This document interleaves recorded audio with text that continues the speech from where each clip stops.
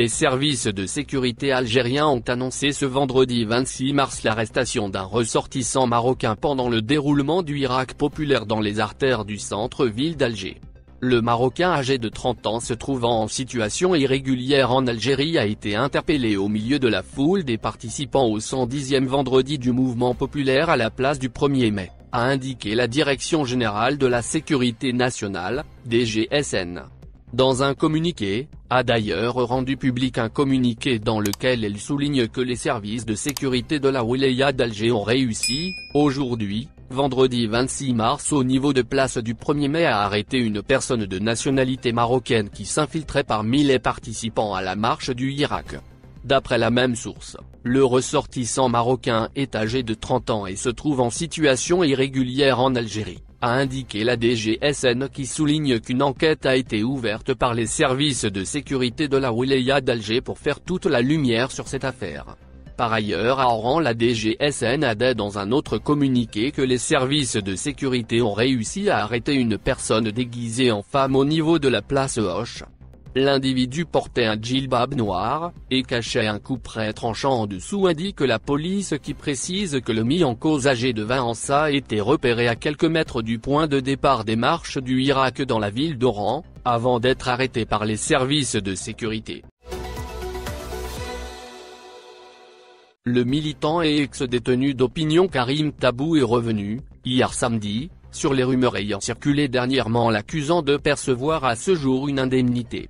Ces allégations sont venues s'ajouter à celles formulées la semaine passée par ceux qui Tabou a qualifié de relais des services, l'ayant accusé de détenir des biens à l'étranger. Le militant avait alors affirmé qu'il est la cible de rumeurs lui attribuant des comptes bancaires, entreprises ou usines à l'étranger. Il a ainsi tenu à démentir formellement et énergiquement ces rumeurs. Lors de la manifestation du 110e vendredi du Hirak à Alger, Karim Tabou s'est à nouveau exprimé sur d'autres allégations l'accusant de percevoir des indemnités sous forme d'une retraite anticipée dont le montant s'élève à 100 000 dinars par mois. La déclaration avait été faite par le sénateur du FLN Abdelouah Benzin. Dans une déclaration à Algérie 360, Karim Tabou a catégoriquement nié ces allégations. Il a en effet indiqué qu'il y a quelques jours, les relais des services avaient fait circuler l'information que j'avais des usines à l'étranger. Après, c'est les mêmes relais qui reviennent pour dire que je vis d'une indemnité. En réponse, le militant a martelé, « Je vous assure que si manger, être corrompu, j'aurais été sénateur du FLN. » Sans le citer nommément, tout porte à croire que l'ancien détenu répondait au sénateur du FLN Abdelouah Benzin. Selon Tabou, les droits de l'homme ne sont pas sélectifs. Revenant sur la situation politique actuelle du pays et le mouvement Hirak, Karim Tabou a souligné une volonté de venir à bout de la dynamique historique du peuple algérien. Dans ce sens, il estime que cette même dynamique constitue une occasion sans précédent pour transformer le pays, rapidement et à moindre coût, à même de sortir du sous-développement. Accusant ceux qui sont à la tête de ce pays de vouloir casser la dynamique des citoyens à travers les mensonges et les attaques orchestrées et ciblées envers les personnes, Tabou met en garde contre des tentatives de division du mouvement Hirak. À ce propos, le militant a affirmé que hormis les courants politiques différents, je considère que la notion des droits de l'homme n'accepte pas qu'on sélectionne son application. Les droits de l'homme ne sont pas sélectifs. Ici, le militant s'est montré ouvertement solidaire, entre autres, avec Zitou, Amir DZ, Hichem Abou, Mohamed Abdellah, tout en dénonçant les mandats d'arrêt internationaux lancés à leur encontre. D'ailleurs, il a nié le fait que le Hirak ait été guidé de l'extérieur tout en réitérant que le Hirak est une volonté du peuple algérien. L'ancien Premier ministre Ahmed Ouyaya a quitté dans la plus grande discrétion sa cellule à la prison d'Abadla située à 90 km au sud de Béchar, a pu confirmer Algérie par au cours de ses investigations. Ahmed Ouyaya ne se trouve plus en détention dans cette prison dans la wilaya de Béchar, l'un des établissements pénitentiaires les plus éloignés du pays. Nous avons pu effectivement confirmer au cours de nos investigations que l'homme qui a occupé de hautes fonctions au plus haut sommet du pouvoir de 1995 jusqu'à 2019 a été transféré vers un autre lieu où il séjourne actuellement. Le transfert d'Ahmed Ouyaya depuis Béchar a été géré dans le plus grand secret. Pour l'heure, la résidence dans laquelle il a été placé sous surveillance demeure méconnue et toutes les sources sécuritaires les mieux informées refusent de se prononcer sur ce sujet qualifié de délicat. Cependant, une source proche de l'entourage de celui qui fut 4 fois chef du gouvernement entre 1995 et 2019, a attesté à Algérie qu'il a été transféré vers une autre résidence surveillée située au nord du pays pour bénéficier de soins et d'un meilleur traitement en raison de son état de santé qui n'a pas cessé de se détériorer dangereusement. D'après la même source, Ahmadou Yahya n'est pas un détenu VIP comme tous les autres anciens hauts responsables et caciques du régime Bouteflika. Yahya détient de nombreux dossiers compromettants et très sensibles qui peuvent porter atteinte à la sécurité nationale. De tous ceux qui ont été emprisonnés, il est le seul que l'on peut qualifier de véritable boîte noire de l'État algérien, certifie enfin notre source. Pour rappel, Ahmadou Yahya, condamné à de la prison ferme dans de nombreux procès pour corruption et dilapidation de deniers publics, a été transféré de la prison de Koléa dans la wilaya de Tipaza à la prison d'Abadla au sud de la wilaya de Béchar le 27 août 2020.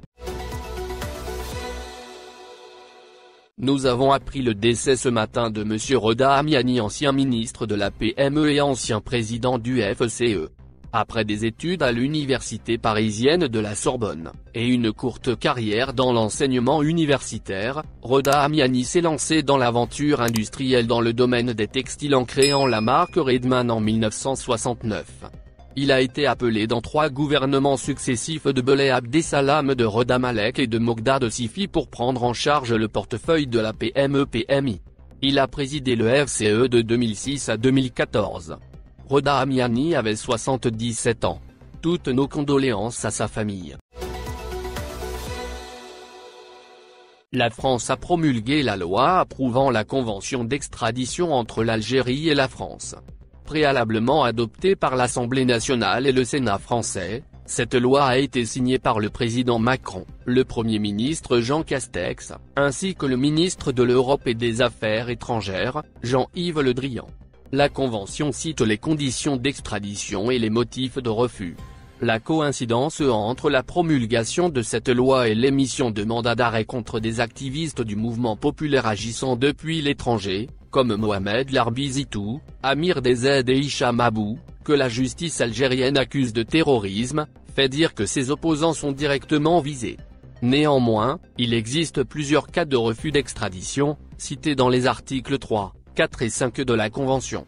D'après les 25 dispositions légales que contient le document, l'Algérie et la France s'engagent à se livrer réciproquement, selon les règles et sous les conditions établies par la dite Convention, les personnes poursuivies ou condamnées par leurs autorités judiciaires compétentes. Extradition des nationaux. L'article 3 est dédié à l'extradition des nationaux. Il stipule dans son premier point que l'extradition n'est pas accordée si la personne réclamée a la nationalité de la partie requise. La qualité de national s'apprécie à la date de commission des faits pour lesquels l'extradition est demandée. Motif obligatoire de refus d'extradition. Quant à l'article 4, il concerne les motifs obligatoires de refus d'extradition. Il dispose que l'extradition est refusée si l'infraction pour laquelle elle a été demandée est considérée par la partie requise comme une infraction politique ou connexe à une infraction politique. Aussi, ne seront pas considérées comme infraction politique l'attentat à la vie, à l'intégrité physique d'un chef d'État ou des membres de sa famille. Les infractions, notamment celles à caractère terroriste, à l'égard desquelles les parties ont l'obligation, en vertu d'un accord multilatéral, d'extrader la personne réclamée ou de porter l'affaire devant leurs autorités compétentes pour qu'elles décident de la procédure à suivre. Le même article note que l'extradition est refusée si la partie requise a de sérieux motifs de croire que la demande d'extradition a été présentée en vue de poursuivre ou de punir la personne réclamée en raison de sa race, de son sexe, de sa nationalité ou de ses opinions politiques, ou que la situation de cette personne risque d'être aggravée pour l'une de ces raisons. Infraction exclusivement militaire et infraction de droit commun. Dans les 2 paragraphes, G et H, il est précisé que l'extradition est refusée si l'infraction pour laquelle l'extradition est demandée est exclusivement militaire et ne constitue pas une infraction de droit commun. et si l'infraction à raison de laquelle l'extradition est demandée est punie de la peine de mort par la législation de la partie requérante à moins que celle-ci ne donne les assurances jugées suffisantes par la partie requise que cette peine ne sera pas requise et que si elle est prononcée, elle ne sera pas exécutée. Motif facultatif de refus d'extradition. L'article 5 de la Convention détaille, quant à lui, les motifs facultatifs de refus d'extradition. Selon la loi, l'extradition peut être refusée pour 6 motifs. Lorsque l'infraction à raison de laquelle l'extradition a été demandée, a été commise en tout ou partie sur le territoire de la partie requise, l'infraction fait l'objet de poursuites dans la partie requise, les autorités compétentes de la partie requise ont décidé de ne pas engager de poursuites ou de mettre fin aux poursuites qu'elles ont exercées pour les faits mentionnés dans la demande d'extradition. Le refus peut être argumenté également si l'infraction a été commise hors du territoire de la partie requérante et que la législation de la partie requise n'autorise pas la poursuite de la même infraction commise dans un tel cas. La remise de la personne réclamée est susceptible, pour des considérations humanitaires, d'avoir pour elle des conséquences d'une gravité exceptionnelle, notamment en raison de son âge ou de son état de santé. La personne réclamée a été définitivement jugée dans un état tiers pour les faits à raison desquels l'extradition est demandée. Dis-nous ce que vous pensez et laissez votre avis dans un commentaire, abonnez-vous et partagez la vidéo. Merci pour votre attention et n'oubliez pas de rejoindre la communauté Actuel Info, ça fait plaisir de vous voir un nouveau membre.